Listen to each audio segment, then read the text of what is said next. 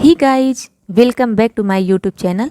आई hope आज की ये वीडियो आपके लिए हेल्पफुल हो। आज के इस वीडियो में हम पढ़ेंगे शिक्षण के बारे में। आज का हमारा जो टॉपिक है वो है शिक्षण, जो हमारे बीएड सिलेबस का बहुत ही इम्पॉर्टेंट चैप्टर है और डीएलएड का भी। ओके गाइज, तो चलिए स्टार्ट करते हैं। शिक्षण यानी कि टीचिंग को पढ़ने के लिए हम सबसे पहले उसका अर्थ समझते हैं कि शिक्षण का अर्थ क्या है। ठीक है, तो शिक्षण का अर्थ यहाँ पे देखिए, शिक्षण जो है एक सामाजिक प्रक्रिया होती है। शिक्षण क्या होती है? एक सामाजिक प्रक्रिया होती है जो हमारे समाज में होती रहती है।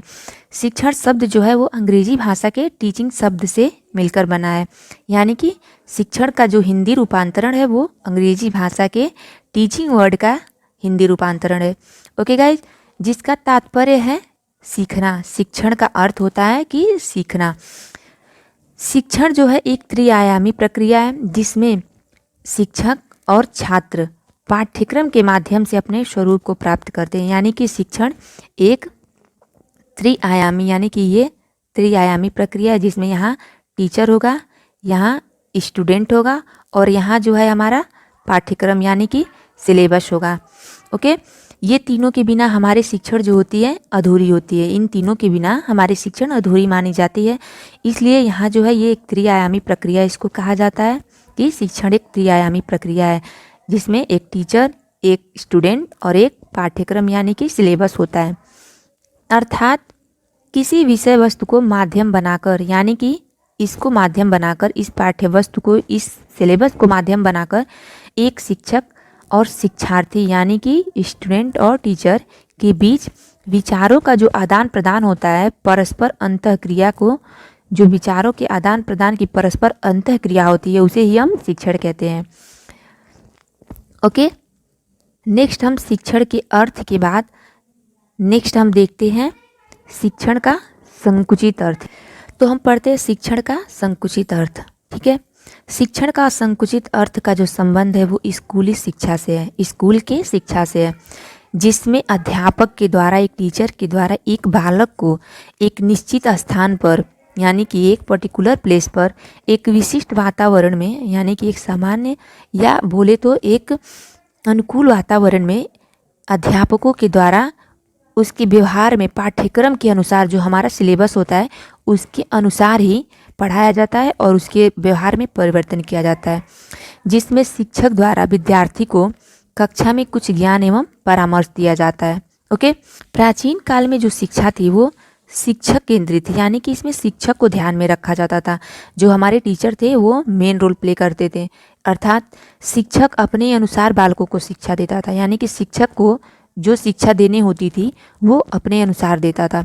इसमें बालक की रुचियों एवं अभिरुचियों को ध्यान में नहीं रखा जाता था। इसमें बालक को क्या चाहिए, वो क्या करना चाहता है, क्या कौन से सब्जेक्ट पढ़ना चाहता है, उनको ध्यान में नहीं रखा जाता था। लेकिन जो वर्तमान का हमारा समय है, प्रेजेंट टाइम, इसमें की जो शिक्षा है वो बाल केंद्रित हो चुकी है, यानी कि वर्तमान समय में बालक के रुचियों और अभिरुचियों के अनुसार ही शिक्षा दी जाती है। वर्तमान जो हमारा टाइम है उसमें बच्चे के रुचि और अभिरुचि, इनके इंटरेस्ट को ध्यान में रखकर ही शिक्षा दी जाती है। ठीक है, उसके बाद हम आते हैं शिक्षण के व्यापक अर्थ पे, यानी कि उसके विस्तृत अर्थ पे, उसके व्यापक अर्थ पे, जो उसका वाइडर मीनिंग होता है उसको पढ़ते हैं। शिक्षण के व्यापक अर्थ में वह सब शामिल कर लिया जाता है जो व्यक्ति अपने पूरे जीवन में सीखता है, यानी कि व्यक्ति, कोई बच्चा या फिर कोई भी मानव, कोई भी मनुष्य अपने जन्म से लेकर मृत्यु पर्यंत जितना कुछ सीखता है वो शिक्षण का व्यापक अर्थ कहलाता है।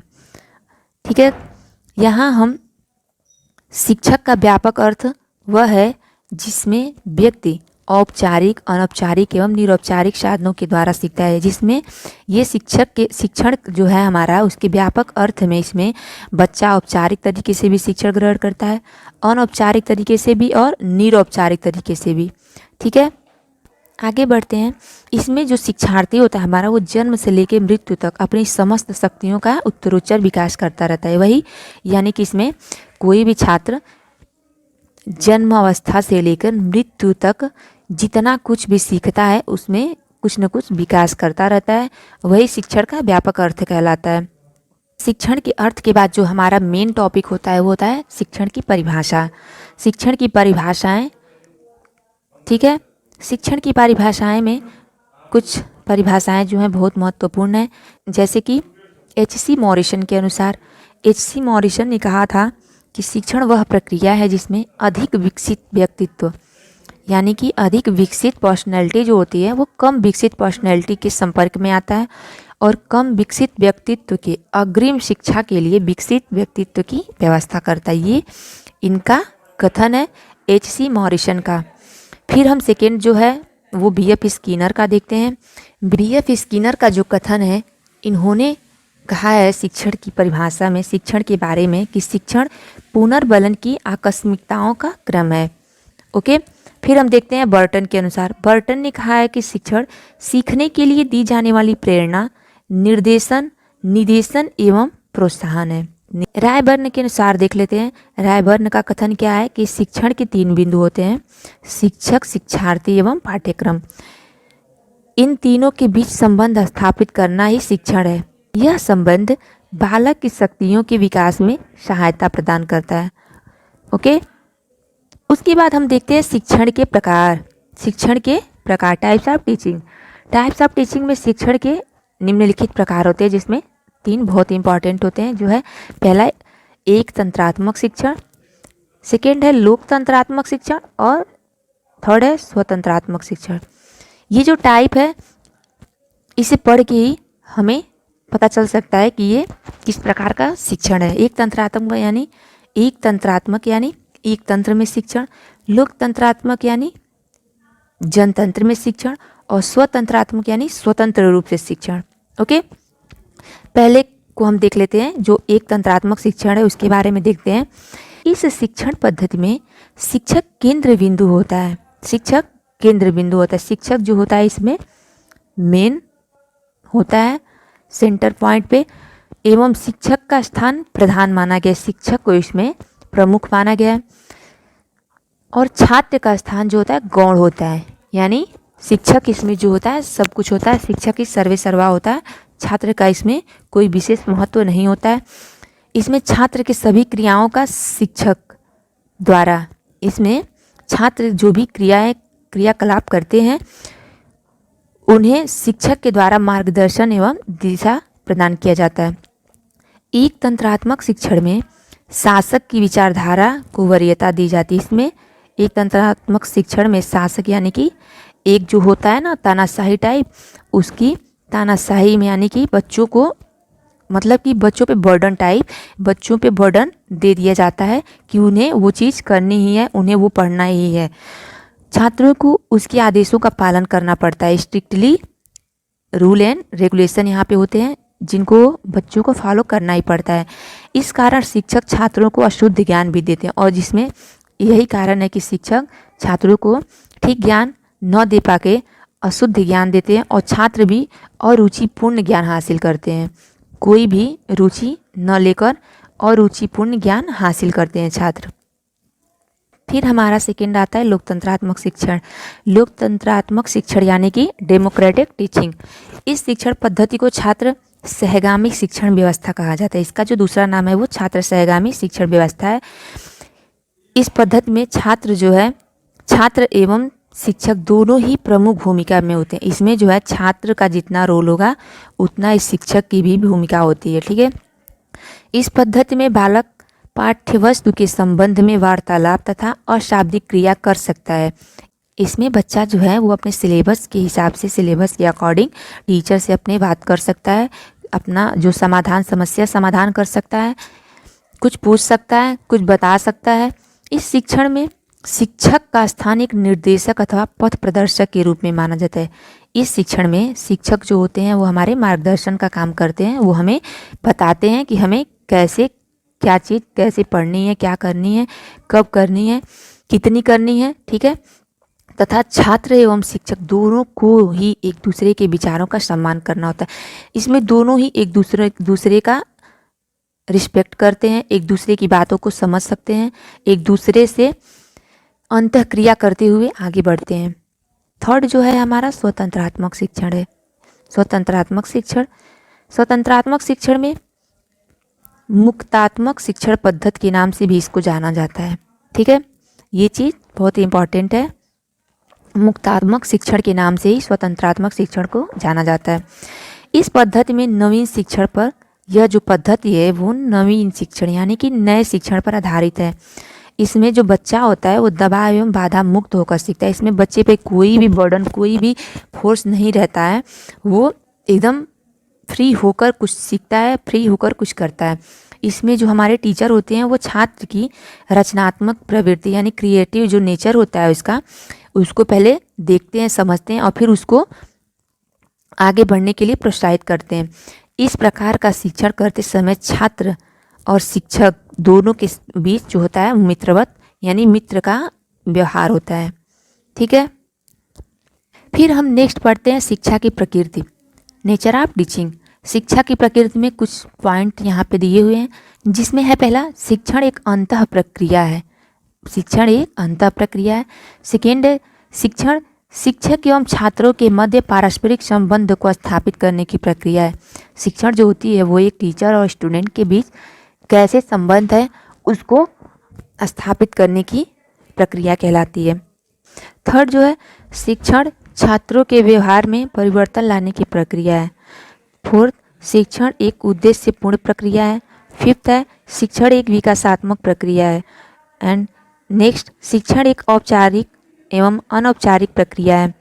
सेवेंथ नंबर जो है, शिक्षण एक तार्किक प्रक्रिया यानी कि इसमें तर्क वितर्क के द्वारा ही छात्र और शिक्षक एक दूसरे से वार्तालाप करते हैं, एक दूसरे का सहयोग करते हैं और एक दूसरे से परस्पर अंतःक्रिया भी करते हैं। शिक्षण एक त्रिध्रुवी प्रक्रिया है। ठीक है, शिक्षण एक त्रिआयामी या त्रिध्रुवी प्रक्रिया है जो इस प्रकार की है, जिसमें एक टीचर, एक स्टूडेंट और एक पाठ्यक्रम यानी सिलेबस जो हमारा है, ये तीनों बेहद ही इम्पोर्टेंट रोल प्ले करते हैं। ओके, फिर हम देखते हैं शिक्षा के कार्य। इसके कार्य क्या क्या होते हैं, फंक्शन इसके क्या क्या होते हैं। शिक्षण के जो है निम्नलिखित कार्य होते हैं। ये शिक्षण है, यहाँ पे मिसप्रिंट है, शिक्षण के कार्य। पहला है जिसमें कक्षा को संगठित एवं व्यवस्थित रूप प्रदान करना, जो हमारा क्लासरूम होता है उसको व्यवस्थित रूप से मैनेज करना। सेकेंड है हमारा विषय वस्तु तथा कार्य का विश्लेषण करना। और थर्ड है छात्रों की व्यक्तिगत विभिन्नताओं की जानकारी प्रदान करना। नेक्स्ट, छात्रों की अधिगम की समस्याओं का निदान करना। छात्रों के अधिगम यानी कि लर्निंग। ठीक है, लर्निंग में जो उनकी समस्याएं आती हैं उनका निदान करना, उनको जानना, उनकी समस्या को पहचानना। पांचवा है छात्रों के प्रारंभिक व्यवहार को समझना। सिक्स्थ, अभिवृद्धि, विश्वास, संप्रत्यय एवं समस्याओं को स्पष्ट करना। और जो लास्ट है सेवेंथ, छात्रों के अंतिम व्यवहार की जांच करने के लिए मूल्यांकन करना। छात्र जब पूरी तरह से अपनी पाठ्यक्रम, अपनी शिक्षण प्रक्रिया पूरी कर लेता है तो मूल्यांकन करके उसकी जांच करना। ओके, अब हम आते हैं नेक्स्ट शिक्षण की विशेषताएं, जो बेहद इंपॉर्टेंट है। शिक्षण की विशेषताएं, जिसमें पहला है शिक्षण का स्पष्ट एवं निश्चित लक्ष्य रखना। जो हमारी शिक्षण होती है वो एकदम स्पष्ट हो, सरल, सहज और स्पष्ट होनी चाहिए और उसका एक लक्ष्य जो होता है वो एकदम निश्चित होना चाहिए। सेकेंड है छात्र प्रतिक्रियाओं को बढ़ावा देना। छात्र प्रतिक्रियाओं को, छात्र क्या क्रिया प्रतिक्रिया करता है उसको बढ़ावा देना। थर्ड, प्राप्त किए जाने वाले उद्देश्यों के प्रति छात्रों में रुचि का विकास करना, छात्रों में इंटरेस्ट का विकास करना, इंटरेस्ट डेवलप करना। ठीक है। फोर्थ है छात्र नेतृत्व एवं उत्तरदायित्व को प्रोत्साहन करना, छात्र नेतृत्व एवं उत्तरदायित्व को प्रोत्साहन देना। फिफ्थ, कार्य को छात्रों की क्षमता एवं वातावरण के अनुकूल बनाना। कार्य जो है वो छात्रों की क्षमता के अनुसार हो तथा उनके इन्वायरमेंट के अनुकूल हो। सिक्स्थ, छात्रों के ध्यान को केंद्रित करना, छात्र के ध्यान को केंद्रित करना।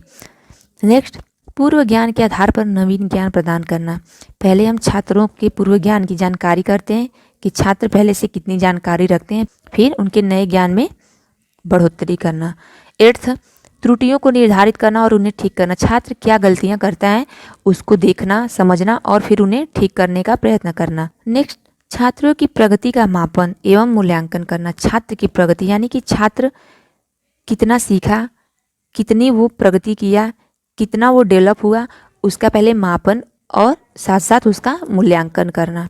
नेक्स्ट, परीक्षा के परिणाम से छात्रों को अवगत कराना। छात्रों के एग्जाम के बाद जो उनके परिणाम आते हैं उनसे छात्रों को अवगत कराना। शिक्षक का ईमानदार होना। एक शिक्षण की सबसे अच्छी विशेषता यही है, शिक्षक का ईमानदार होना। अगर शिक्षक ईमानदार होगा तो शिक्षण अच्छे से होगी, शिक्षण सुनिश्चित होगी, शिक्षण व्यवस्थित होगी और शिक्षण सुचारू रूप से चलेगी। ठीक है, तो गाइज ये रहा हमारा आज का वीडियो, जिसमें हमने पढ़ा शिक्षण का अर्थ, शिक्षण की परिभाषा, शिक्षण के प्रकार, शिक्षण की प्रकृति एवं कार्य और लास्ट जो था हमारा शिक्षण की विशेषताएं।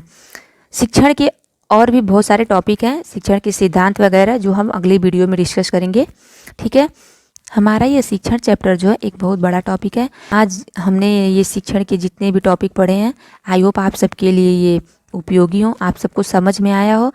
सेकेंड पार्ट में शिक्षण के और जो भी पॉइंट छूट रहे हैं हम उन्हें से कवर करेंगे। ठीक है, तो आज की ये वीडियो आपको कैसी लगी कमेंट सेक्शन में ज़रूर बताइए और चैनल को सब्सक्राइब ज़रूर कर दें, वीडियो को लाइक और शेयर कर दें। Thank you so much guys.